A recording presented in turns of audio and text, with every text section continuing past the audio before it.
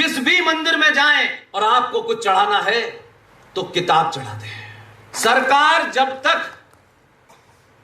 इस कानून को वापस नहीं लेती तब तक कोई भी सोने का मुकुट और रुपया नहीं चढ़ाना चाहिए। आईआईटी खड़गपुर से पास करने के बाद उस आदमी ने सारे जॉब छोड़ दिए। सुप्रीम कोर्ट के अंदर खड़ा हुआ और उसने ये पूछा, अगर ये सेकुलर भारत है तो इस सेकुलर भारत में ये कैसे मुमकिन है कि इस देश की सत्ताओं पे बैठने वाले लोग अपने हो या पराये हो, आप मंदिरों पर मेरी आस्थाओं द्वारा चढ़ाया गया सोना, पैसा, रुपया सरकार कैसे ले लेती है? न वो गुरुद्वारों से लेती है, न मजारों से लेती है, न चर्चों से लेती है, और कहते हैं हम सेकुलर हैं।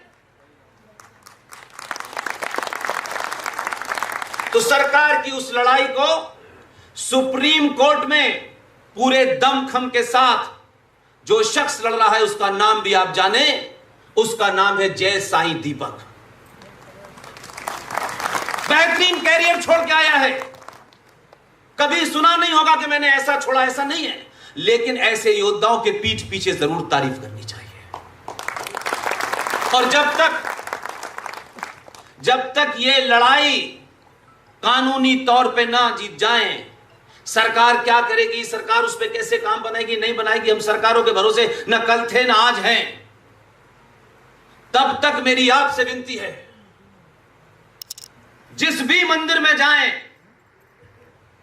अगर वहां पंडित जी हैं और आपको कुछ चढ़ाना है तो किताब चढ़ाते हैं। सरकार जब तक इस कानून को वापस नहीं लेती तब तक कोई भी सोने का मुकुट और रुपया नहीं चढ़ाना चाहिए। देवस्थानम बोर्ड सालाना 1300 करोड़ रुपया सरकार को देता है।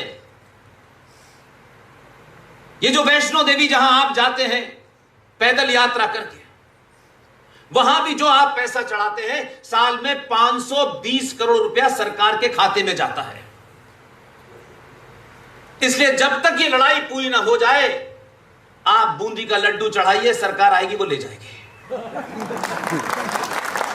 लड़ाई जब तक आपके हाथ में नहीं आएगी तब तक अपना नैरेटिव बदलिए।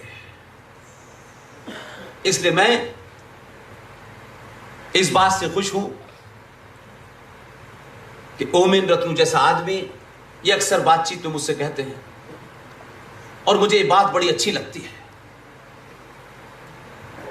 जब तक हम इस सफर में नहीं थे तो हमें यह लगता था कि ये राष्ट्रवाद की बात करना, देश के लिए कुछ बात करना, सनातन के लिए कुछ बात करना, हिंदुत्व की बात करना, ये कुछ बेरोजगार लोगों का काम है,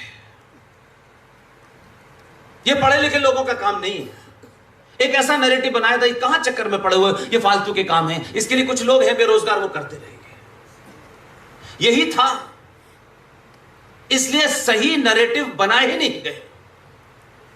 लेकिन आज मुझे खुशी है कि यह बात रत्नू भाई फख्र से कहते हैं, और क्योंकि इन्होंने नाक का इलाज के पैसे 10 गुना लेकर के पैसे नहीं कमाए। जो ये काम कर रहे हैं उन्होंने अपनी जेब से 10,000 हिंदू बच्चे बच्चियों को, पुरुषों को सिंध से यहां लाकर के बसाया है। इसमें एक प्रेरणा है। इन्होंने खुद कहा कि 99% वो दलित हैं।